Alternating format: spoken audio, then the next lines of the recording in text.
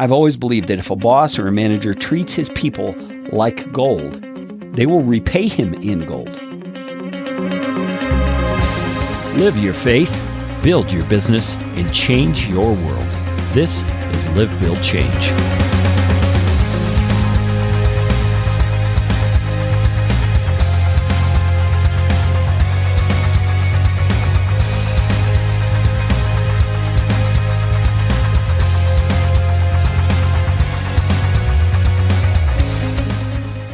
Hey, it's time for Live, Build, Change once again. I'm so thankful that you're here to listen and to prayerfully learn about what it means to live your faith in an authentic, genuine way, how to build a business, and then integrate those two to change the world. My name is Kerry Green, and I'm a retired pastor turned entrepreneur and life coach, and I'm here to talk to you about this Live, Build, Change thing because I'm excited about it. There are a lot of things going on that I think are going to be turning into a movement over time with the technological age that we live in. There's so much opportunity. And today I want to talk to you about a business strategy that I believe is a must-have, and that is humility.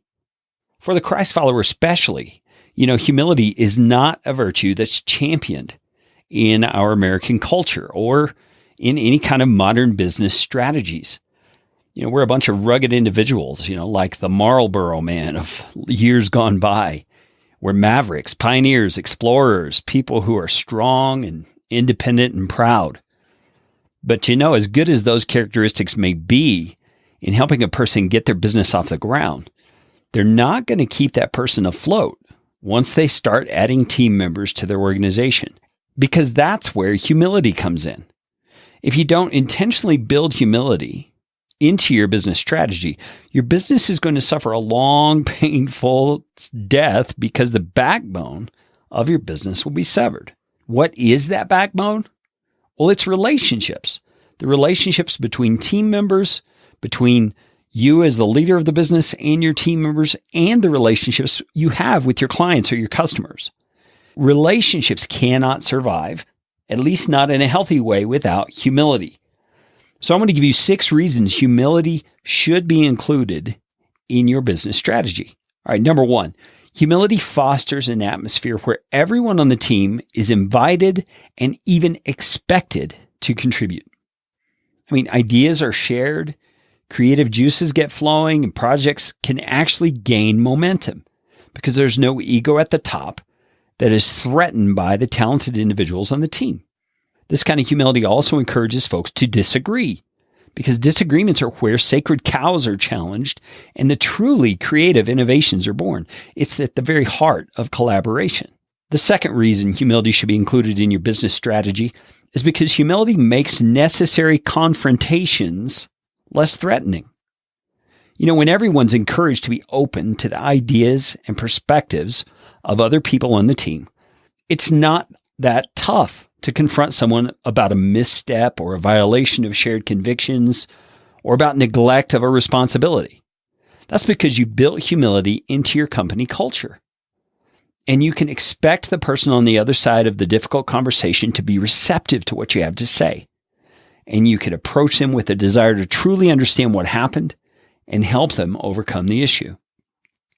The third reason humility should be included is because humility makes it easier for the entire team to take necessary chances.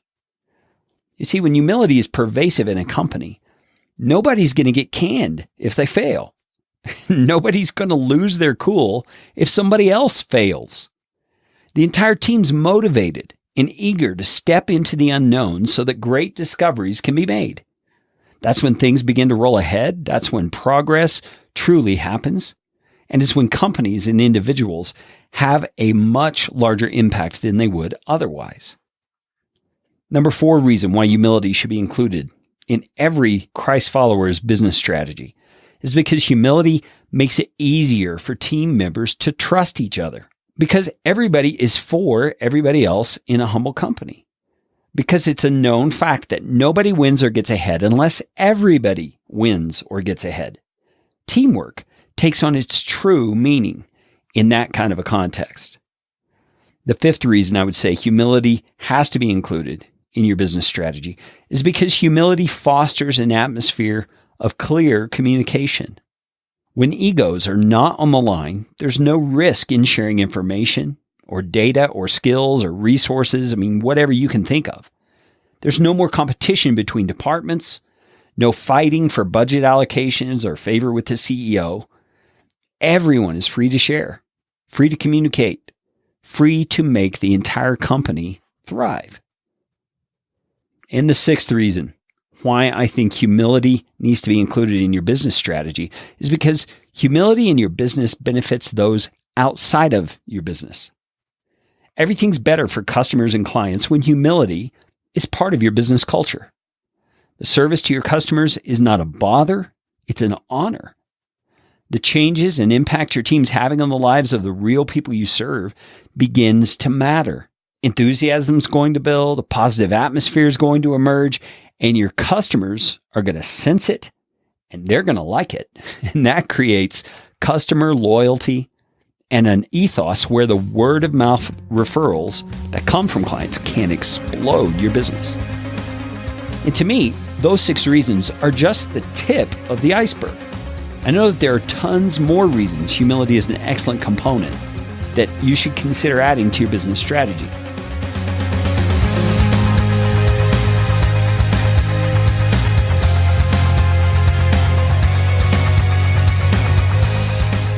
So the real question comes down to, how do you do it? How do you insert humility into your business culture? Number 1, you as the leader have to model it. If you, the owner, the boss, the manager, whoever you are not demonstrating humility in how you interact and respond, nobody else will.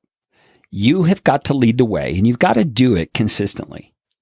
Secondly, talk about humility as a high value in your company. Humility isn't something you can insert covertly.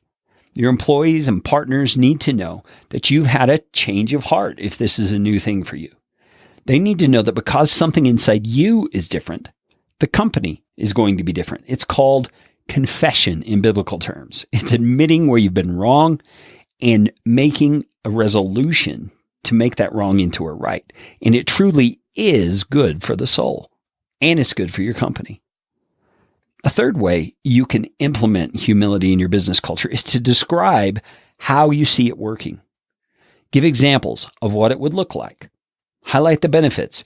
Make it clear that every employee's performance and role is going to be evaluated by the additional criteria of how they're functioning as a humble contributor to the whole.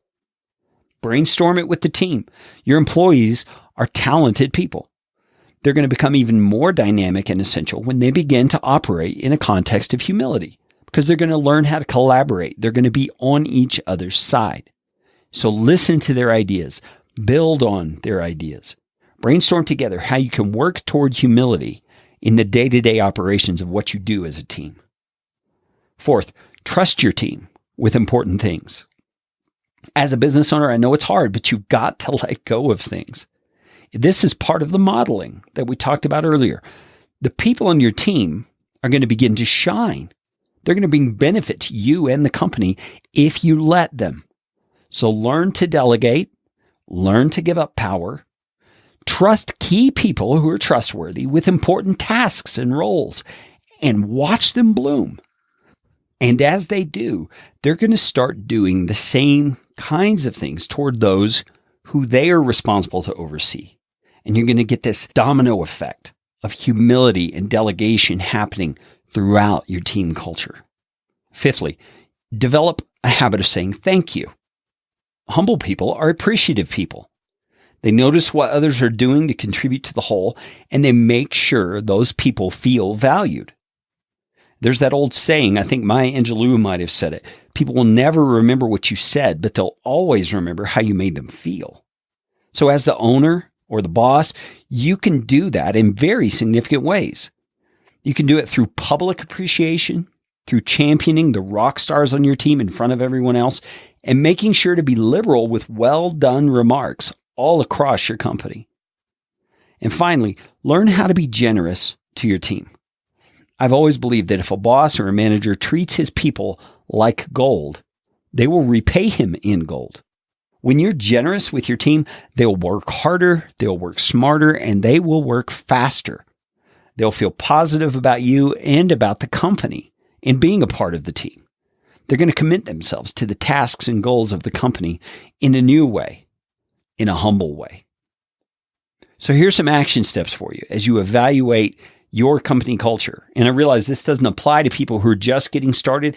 That's okay. Tuck this away. Remember, this episode is here and come back to it when the timing is right.